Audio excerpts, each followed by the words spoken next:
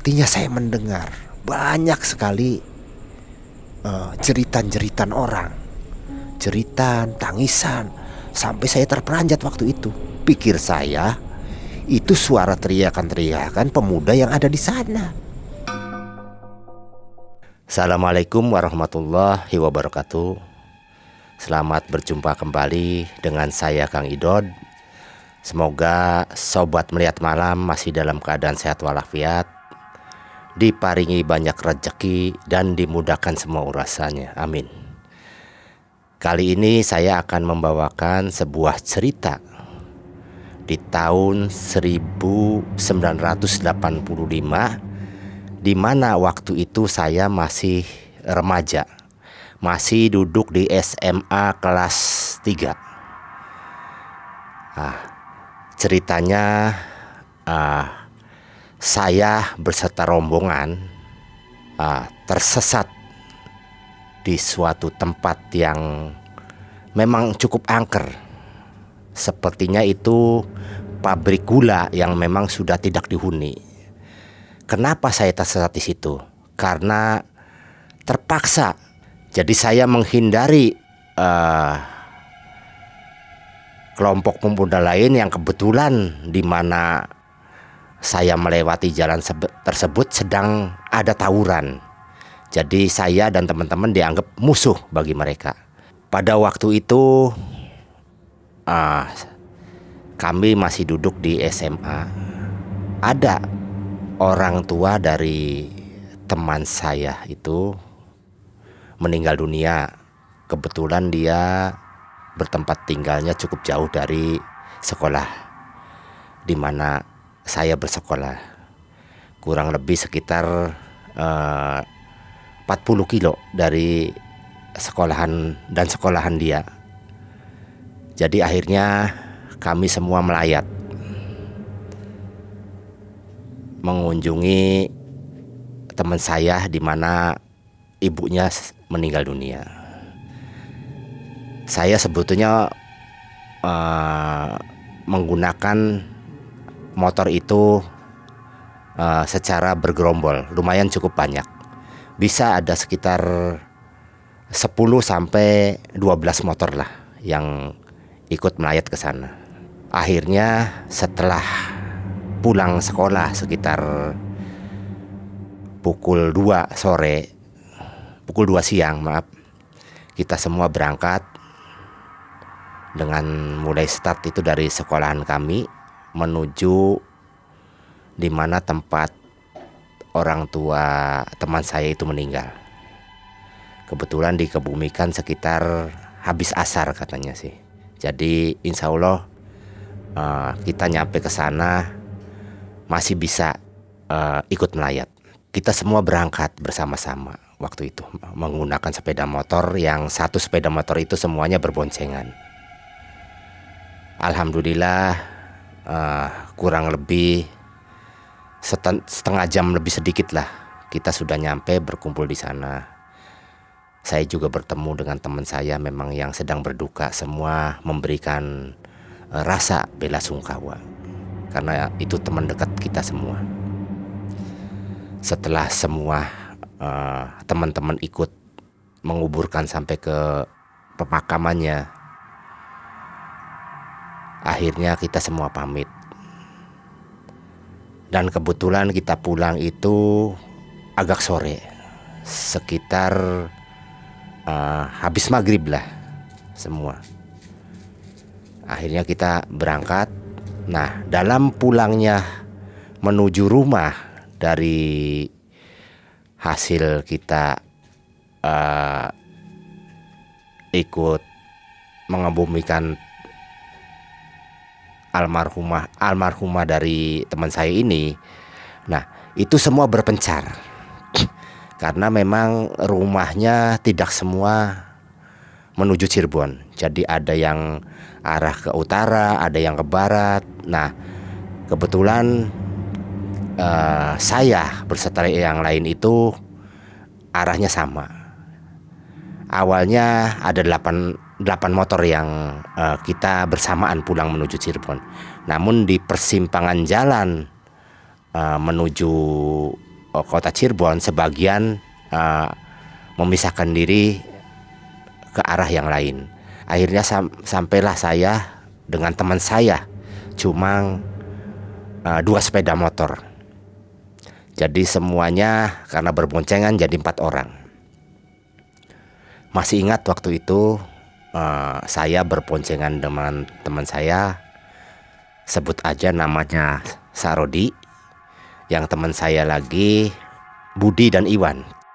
Jadi ada 2 motor yang memang masih bersamaan. Nah, kurang lebih sekitar pukul 7 kita masih di jalan, karena memang situasi malam kita tidak berani mengendari sepeda motor dengan kecepatan tinggi ya. Nah, tiba-tiba lagi asik-asiknya kita mengendarai motor sambil santai-santai lah, tiba-tiba di depan jalan yang memang sepi waktu itu terdengar banyak teriakan. Saya sendiri tidak tahu apa itu, teriakan apa. Cuma si Budi yang motor satunya yang dikendarai oleh Budi ini berkata kepada saya, dia mendekatin saya, "Dot, hati-hati, di depan banyak pemuda, dia juga menggunakan motor. Dan saya lihat banyak menggunakan senjata." Saya kaget, emangnya ada apa, Bud? Kelihatannya sih itu pemuda desa, ya mungkin sedang ada perkelahian dengan desa lain. Wah, jangan-jangan kita kejebak nih. Nah, akhirnya karena kita ragu-ragu untuk melanjutkan perjalanan ke arah di mana banyak teriakan, banyak kumpulan orang-orang di depan, akhirnya saya berhenti dengan Budi. Saya melihat situasi sambil menunggu. Namun ternyata teriakan itu semakin dekat. Jelas otomatis berarti orang-orang yang tadinya jauh dari saya berhenti ini, dia mengejar kita. Karena panik, saya juga tidak mau menanggung resiko yang memang sebetulnya saya tidak terlibat. Akhirnya saya putar arah, diikuti juga oleh Budi. Itu spontanitas. Tanpa pikir panjang lagi, saya putar arah untuk menghindari kejaran orang-orang yang memang mendekat saya. Betul juga, terlihat teriakan-teriakan dan beberapa senjata diacung-acungkan. Bahkan beberapa sepertinya si anak panah itu melempar kepada kita, namun masih jauh. Alhamdulillah tidak mengena. Saya putar balik, kemudian akhirnya saya tancap gas. Demikian juga Budi. Udahlah, mau kemana, yang penting menjauhi orang-orang tersebut. Saya juga tidak mengerti ini siapa gitu, karena memang situasi yang sangat waktu itu cukup gelap juga. Penerangan waktu itu di sekitar jalan itu juga kurang, penerangannya sangat kurang. Akhirnya saya tancap gas dengan Budi, entahlah, yang penting menjauh dari orang-orang tersebut. Namun kurang lebih sekitar 15 menit dari posisi saya menghindari kerumunan orang tersebut, ternyata di depan juga banyak orang lagi seperti itu. Teriakannya lebih kencang daripada tadi. Saya berhenti lagi. Bud, berhenti dulu Bud di sini. Betul, ini sepertinya sedang ada perang antar kampung ini. Bahkan kondisi sama seperti yang pertama, dia mendekat kepada kita. Gimana nih? Ya putar balik aja lah. Kita jangan ngambil resiko. Saya bukan orang sini, saya tidak terlibat. Akhirnya putar lagi. Yang penting kita menghindari jalan raya tersebut. Entah bagaimana caranya, akhirnya saya putar kembali, belok di sekitar 10 menit dari saya putar balik lagi. Saya pikir kalau saya lurus lagi juga ketemu dengan kelompok pemuda yang pertama, karena saya sudah terjebak di tengah-tengah kelompok pemuda dari 2 kampung yang sedang bersiteru. Nah, karena panik, akhirnya insting saya dan insting Budi itu mencari jalan alternatif. Pokoknya ada yang bisa keluar dari jalan raya itu di mana akan terjadi peperangan. Saya akan memasukin apapun yang terjadi. Sambil berjalan pelan-pelan, akhirnya saya terlihat di dalam pandangan saya kurang lebih sekitar 5 meter, terlihat ada jalan kecil ke arah utara. Akhirnya tanpa pikir panjang lagi, saya masuk ke situ. Diikutin oleh motor Budi, masuk dengan istilahnya sih dengan udahlah kecepatan yang sudah tidak teratur lagi. Hampir terjatuh karena jalan yang saya masukin itu bukan jalan aspal, tapi jalan tanah. Akhirnya saya coba memperkuat posisi pegangan setir saya karena memang selalu goyang ke kiri dan goyang ke kanan karena tanahnya itu tidak rata. Saya bertahan terus masukin wilayah itu. Ada perasaan tenang karena setelah 5 menit, 10 menit suara hiruk pikuk pemuda yang tadi pernah saya temuin mulai hilang. Berarti itu sudah menjauh. Sudah, saya jalan aja terus, entah di kemana itu. Ternyata setelah saya memasukin jalan, hampir sepertinya jalan setapak agak besar sedikit lah, ternyata di kiri kanannya adalah semacam tanaman tebu. Jadi kebun tebu lah. Saya lewatin terus. Berkilo-kilo itu pohon tebu tidak habis-habis. Karena saya lebih takut daripada dikeroyok orang di sana, terlibat tawuran. Lebih baik saya masuk wilayah yang sepi. Apapun resikonya, yang penting nyawa kita selamat. Itu ada dalam benak pikiran saya. Saya masukin terus jalan itu. Akhirnya ketemulah kepada suatu tempat yang sepertinya sudah tidak ada alternatif lagi jalan tersebut, seperti buntu. Ternyata di situ ada halaman besar. Saya lihat itu ada bangunan besar yang memang sudah terbengkalai. Terpaksa saya memasukin halaman tersebut agar bisa sejenak lah beristirahat, meredakan pikiran-pikiran yang kacau sambil mencari jalan keluar untuk pulang waktu itu. Setelah memasukin halaman yang luas, ternyata sepi, tidak ada satu orang pun. Saya masukin wilayah itu, demikian juga Budi mengikutin dari belakang. Akhirnya sampailah ke suatu pintu gerbang. Saya berhenti di situ. Kemudian saya coba tengok sana sini, barangkali ada penjaganya. Namun ternyata tidak ada siapa-siapa. Akhirnya pintu gerbang coba saya ketok-ketok juga. Assalamualaikum, barangkali juga ada satpam apa penunggu yang lain. Ternyata sia-sia, tidak ada satu orang pun. Karena di luar ini udara dingin, saya juga takut kalau pemuda yang tadi di depan jalan ini mengejar saya masih terlihat. Dan demikian juga Budi. Saya coba motor saya dimasukin ke dalam bangunan tersebut biar tidak terlihat, maksudnya itu. Akhirnya saya dorong pintu gerbang itu, ternyata 4 orang saya dorong dengan sekuat tenaga. Akhirnya dia bergeser. Suara derikan dari pintu besi yang memang sepertinya sudah lama gak dipakai, krik, cukuplah untuk sekedar satu orang apa satu motor bisa melewatin pintu gerbang tersebut. Akhirnya saya masukin pintu gerbang motor itu ke dalam pintu gerbang. Demikian juga motornya Budi.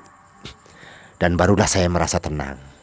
Karena kalau pemuda itu sampai mengejar kita berempat ini, dia tidak akan melihat motor saya lagi.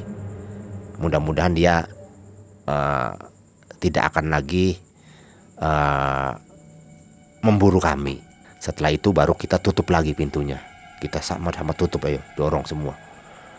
Kembali suara derikan roda yang memang sudah karat terdengar, krik, jrek. Akhirnya gitu itu. Kemudian saya masukin ke dalam. Sungguh luar biasa di dalam. Sangat sepi, sangat sunyi. Namun bagi saya itu lebih nyaman, lebih tenang dibanding situasi yang di depan yang sedang terjadi perkelahian. Sepertinya sudah terjadi. Saya tidak mau lagi terlibat di dalam konflik yang saya tidak tahu menahu. Hanya saya menunggu di situ, di dalam sebuah bangunan. Ternyata betul juga, itu adalah sebuah pabrik yang memang sudah ditinggalkan entah berapa puluh tahun, yaitu pabrik gula. Namun walaupun kondisinya sudah terbengkalai, sepertinya bangunan itu masih kokoh. Mungkin zaman Belanda lah bangunan itu dibangun. Karena lihat posisi besinya, pondasi-pondasinya yang besar.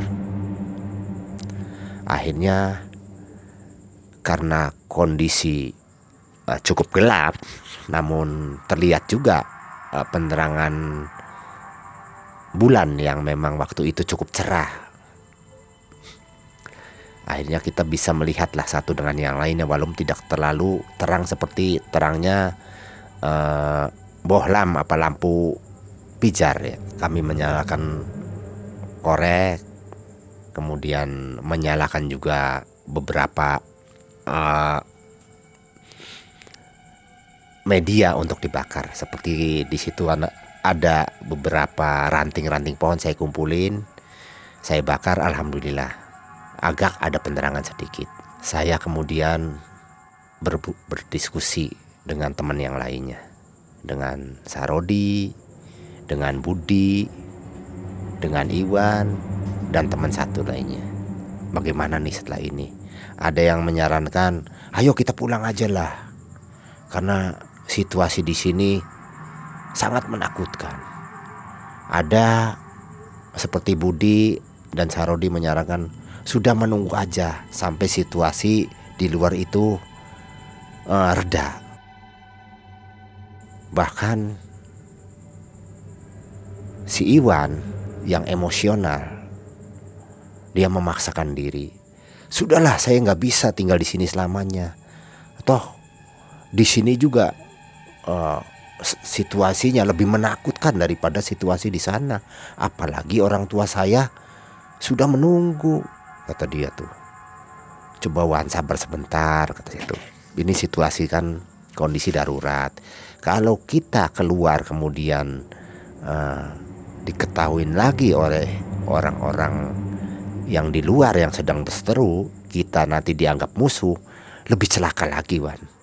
Namun sepertinya Iwan sudah tidak sabar lagi, karena memang terjadi perdebatan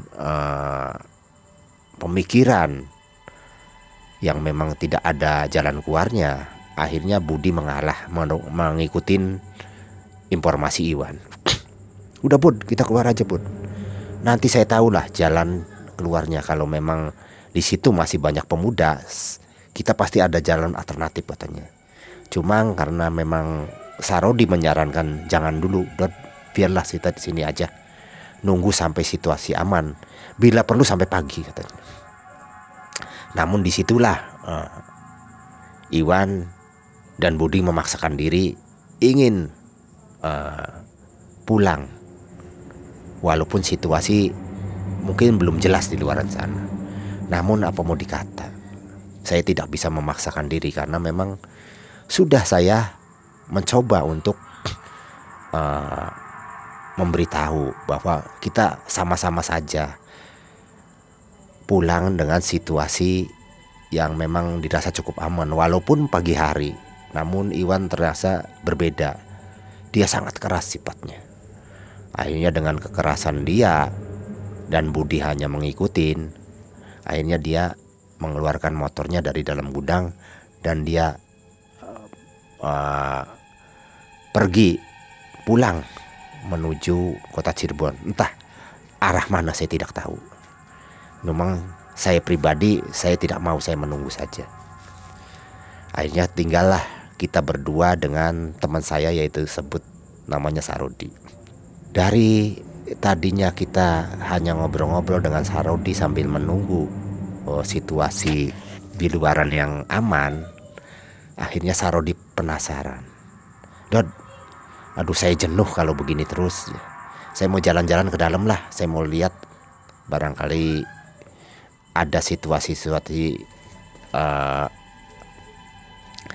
bisa merubah situasi yang jadinya tegang menjadi tidak tegang. Mungkin hanya sekadar ingin tahu bagi dirinya.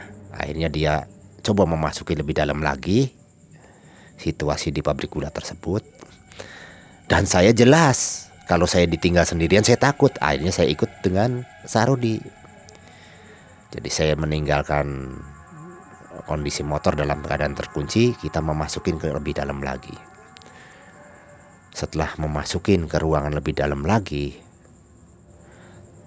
sepertinya saya mendengar banyak sekali jeritan-jeritan orang, jeritan, tangisan, sampai saya terperanjat waktu itu. Pikir saya itu suara teriakan-teriakan pemuda yang ada di sana. Akhirnya saya, karena antara percaya dan tidak percaya pendengaran saya ini, antara ragu dan tidak ragu, saya tarik Sarodi tersebut. Kemudian saya berbisik, Di, saya mendengar teriakan lagi, Di. Ada teriakan, bahkan jeritan, bahkan tangisan. Apakah teriakan itu sama dengan teriakan-teriakan yang di luar, Di? Sarodi juga sepertinya saya lihat tangannya bergetar. Bener, Dod, saya juga mendengar. Tapi sepertinya bukan dari teriakan orang-orang pemuda di luar. Ini dari teriakan di sini. Nah, antara takut dengan kondisi-kondisi mistik, ya waktu itu saya terus terang aja, namanya kondisi-kondisi jin, iblis, dan macam-macam tempat yang mengerikan itu, takut. Ya maklumlah, pemuda waktu itu memang belum matang. Jadi situasi-situasi yang sangat mistis, mencekam, jelas akan cepat mempengaruhi kondisi sensitif atau ketakutan saya waktu itu. Dan takut kepada juga perkelahian antar kampung ini. Nah, itulah yang waktu itu sudah susah sekali membedakan. Apakah lebih takut terhadap makhluk-makhluk misterius, apa lebih takut kepada perkelahian antar kampung? Namun saya lebih cenderung memilih takut kepada perkelahian antar kampung. Makanya saya sampai bersembunyi di gedung pabrik gula tersebut.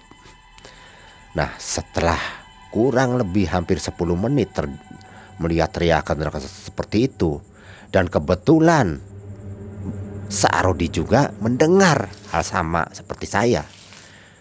Akhirnya beberapa ayat-ayat suci yang saya hafal saya baca terus. Baca demikian juga Sarodi, sambil dia memegang tangan saya erat-erat. Kita menghindari suara-suara itu. Kita masuk lagi ke lebih dalam lagi. Ternyata betul. Entah itu nyata apa tidak, terlihat sosok-sosok seperti orang yang berpakaian putih. Namun tidak jelas lah. Seperti sekelebatan. Coba banyak sekali. Sekelebat. seperti ketakutan ini semakin menjadi-jadi. Dan saya menjadi yakin bahwa itu bukan pemuda yang sedang bertikai, tapi ini makhluk yang lain. Banyak sekali. Bahkan beberapa cerita kadang-kadang muncul dari situasi seperti. Kami akhirnya coba balik lagi ke belakang. Udah Di, kembali lagi Di. Saya sudah gak kuat di sini kondisinya. Betul Don, kaki saya juga sudah kram. Ayo kita balik lagi ke tempat semula. Akhirnya kita balik lagi. Nah, barusan saya juga balik lagi ke balik arah. Namun sepertinya arah yang saya ingin kembali itu sepertinya berubah. Tidak seperti pandangan saya awal. Dan ternyata Sarodi juga sama seperti itu. Kang Idan, kok situasinya beda kita balik? Padahal tadi kan kita menyusuri ruangan-ruangan. Kok ini sepertinya ada taman, kata dia. Betul ya, tadi kan kita gak lewat taman, gak lewat pohon-pohon yang besar, kata itu. Kok bisa begini ya, kata itu. Itulah yang menjadi tanda tanya kita berdua waktu itu. Betul Sobat Melihat Malam, waktu saya masuk ke dalam itu tidak ada yang namanya pohon besar, yang namanya tanaman, karena itu di ruangan tertutup. Nah, ini bagaimana pas saya mau kembali lagi, kok dihadapkan pemandangan seperti itu. Akhirnya karena kondisi waktu itu bingung, ini mau masukin situ, saya tidak pernah masuk ke wilayah yang situasi yang banyak pohon besar-besar. Apa saya akan terus melanjutkan perjalanan saya ke depan, akan semakin menjauhi kondisi awal saya waktu datang. Namun apa boleh buat, karena saya waktu ingin memasuki kembali ke arah dimana saya awal datang, itu harus melewati taman dan pohon-pohon besar, dan saya belum pernah lewat situ. Akhirnya saya terpaksa melanjutkan lagi. Barangkali nanti di sana ada persimpangan, mungkin bisa arah yang lain. Karena kalau arah ke sini saya tidak tahu ini mau kemana. Nah, baru saja berpikir seperti itu, dari sela-sela pohon besar yang arah mau ke tempat awal saya, itu terlihat sekali ada lambaian tangan. Saya kaget. Lambaian tangan siapa yang sepertinya memanggil-manggil? Siapa itu, kata situ. Saya sentuh si Sarodi, saya tentu. Di, coba Di, itu seperti manggil-manggil kita Di, siapa Di? Betul ya, itu ada tangan.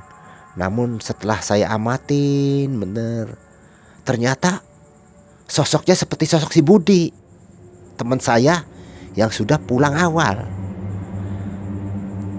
Namun saya heran, kenapa Budi ada di sini padahal dia sudah pergi dari awal. Karena saya takut situasi di mana taman Budi kemudian memanggil saya ini memang suatu yang sangat janggal, karena tidak terlihat juga Iwan di situ. Akhirnya saya abaikan. Saya lanjutkan perjalanan saya ke depan lah, barangkali ada jalan alternatif yang lain. Saya terus melaju, masuk terus ke dalam. Ternyata banyak sekali sarang laba-laba, sampai kepala saya itu dipenuhi semua dengan kondisi sarang laba-laba. Entah sudah berapa lama, sepertinya mungkin sekitar waktu sudah menunjukkan pukul jam 12 malam. Tidak terasa saya di situ sudah hampir 3 jam. Putar, tidak jelas. Kembali lagi ke awal lagi, kembali lagi ke awal lagi. sampai kaki ini capek. Akhirnya saya berkata kepada Sarodi, "Di, gimana? Kok bolak-balik ke sini aja, Di? Waktu sudah larut malam nih." Ya udah, terpaksa saya harus lewat taman ini. Sudah tidak ada jalan lagi. Ya sudahlah, gimana caranya lah, kita pulang, malam ini harus pulang. Kita harus kembali ke tempat asal, ke tempat kendaraan saya, motor itu diparkir. Nah, dengan bertekad kita berdua membaca doa lah, mudah-mudahan diberi keselamatan, diberikan jalan untuk kembali lagi dari dalam gedung pabrik gula tersebut menuju halaman di mana parkir motor, agar kita dapat melanjutkan pulang. Akhirnya terpaksa saya masuk ke situ. Namun setelah saya, karena tidak ada alternatif lagi, harus masuk ke situasi di mana pohon-pohon besar seperti taman itu saya harus lewati. Ternyata si Budi sudah tidak ada. Ya sudah, saya masukin aja. Sambil menikmatin, ada apa sih di sini sih? Betul juga teriakan dari atas pohon, seperti sakit telinga ini.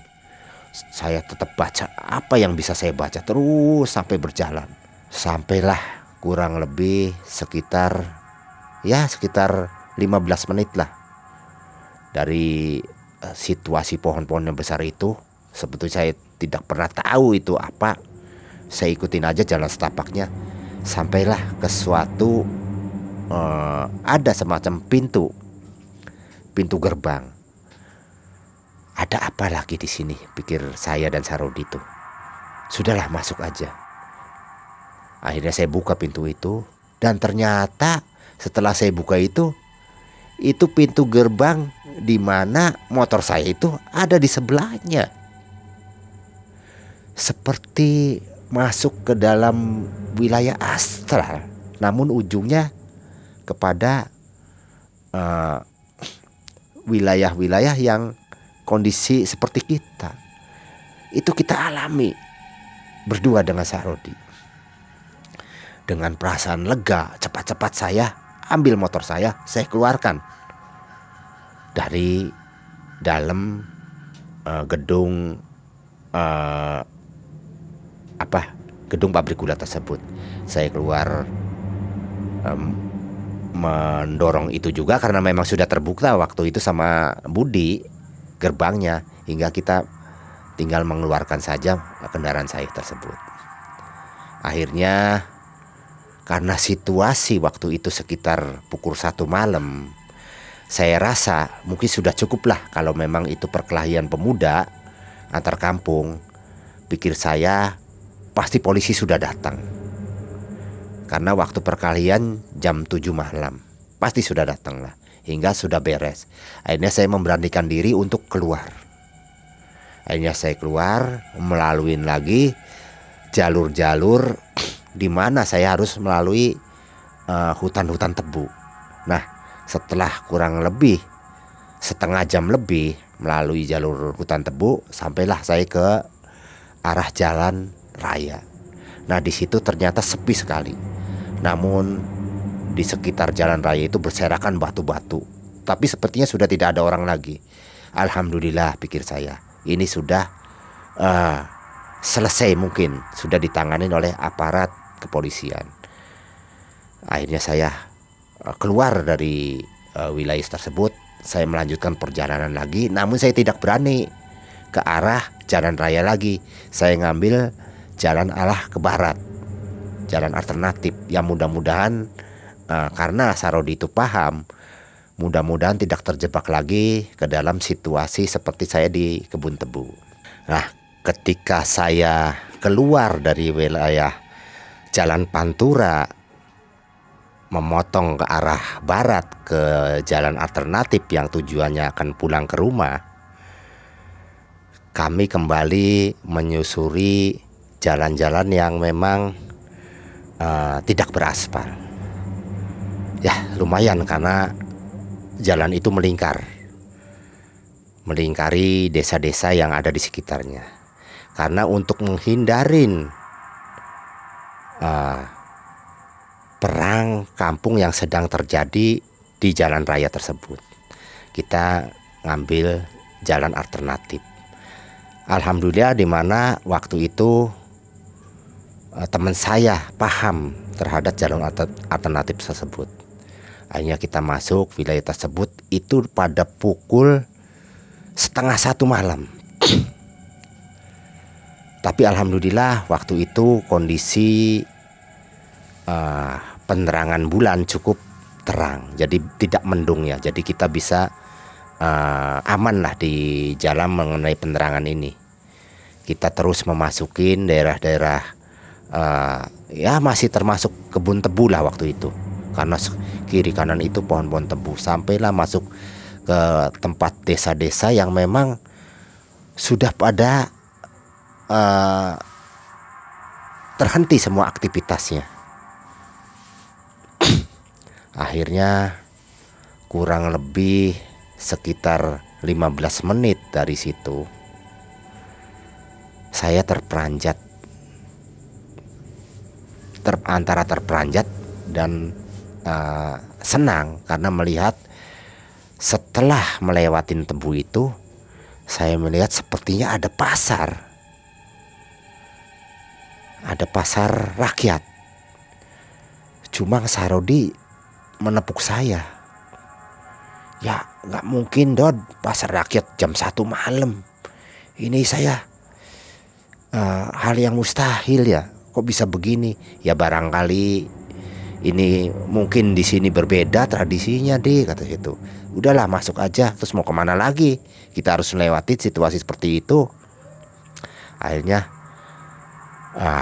kebetulan yang jalan saya lewati itu kiri kanannya itu banyak orang jualan. Dalam kondisi jam 1 malam, sepertinya lampu-lampu itu terang sekali. Terlihat banyak orang-orang di situ. Anehnya, walaupun banyak orang yang berjualan, orang yang lalu lalang, sepertinya tidak ada suara apapun, seperti hening, seperti orang itu bisu semua. Saya lewat sambil perlahan, hanya mengamatin kiri dan kanan. Mungkin kondisi waktu itu karena saya sudah istilahnya terdampar dari mulai tadi habis maghrib, ketemu juga orang-orang yang sedang berkelahi, masuk juga ke situasi pabrik-pabrik yang terbengkalai. Akhirnya perut itu terasa lapar sekali. Demikian juga Sarodi, dan terutama haus yang memang sangat tidak bisa dicegah, haus sekali. Dan alhamdulillah saya di situ melihat ada orang yang jualan minuman seperti kayak sasetan lah, Nutrisari apa itu. Akhirnya sambil merogok saku saya yang waktu itu masih ingat ada sisa uang 10.000 lah buat pulang ini. Saya coba tangan saya masukin ke dalam saku, alhamdulillah masih ada. Akhirnya saya berhenti tepat di mana orang jualan minuman itu di depan saya. Bu, tolong beli Nutrisari lah 2 dibungkus plastik. Dia hanya diam mengangguk. Kemudian saya pilih istilahnya ini yang rasa mangga 2 biji, 2 buah. Akhirnya dia bikin. Setelah selesai saya kasih uangnya. Sudah, tanpa pikir panjang lagi saya tinggalkan tempat itu, karena saya dan Sarodi juga merasa situasinya tidak nyaman. Walaupun itu ramai, cuma karena rasa haus yang memang tidak bisa ditolerir, tidak bisa lagi dicegah.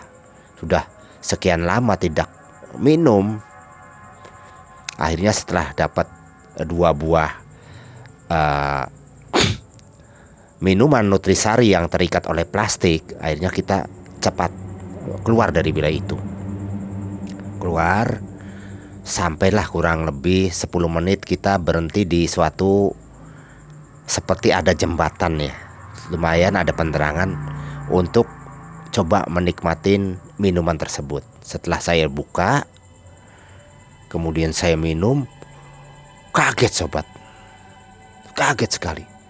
Rasanya seperti air comberan, sampai saya muntah, kaget. Demikian juga Sarodi, muntah. Ternyata yang saya lihat di dalam plastik itu air kotor. Saya sampai kaget waktu itu. Subhanallah, sampai saya nggak kuat baunya. Kok ternyata Sarodi hanya terbelalak melihat saya. Dan betul, itu pasar jadi-jadian katanya sih. Makanya apapun barangnya itu tidak orisinil lagi. Barang-barang yang seperti itu. Minuman juga demikian. Udahlah, kita pulang aja lah. Akhirnya dengan istilahnya menahan rasa mual, rasa haus yang luar biasa, saya pulang dengan Sarodi. Sudah apapun yang terjadi, kita sudah menjadi pengalaman di perjalanan ini. Apapun yang terjadi, sudahlah, kita tidak mau terpana lagi, terobsesi lagi untuk melihat-lihat di situ. Jalan aja semua. Alhamdulillah sobat melihat malam, kurang lebih perjalanan kita sekitar hampir 25 menit sampailah tanda-tanda menuju kota saya terlihat jalan rayanya. Namun sempat juga terpikir dalam pikiran saya, bagaimana ini Budi sama si Iwan. Mudah-mudahan dia selamat lah.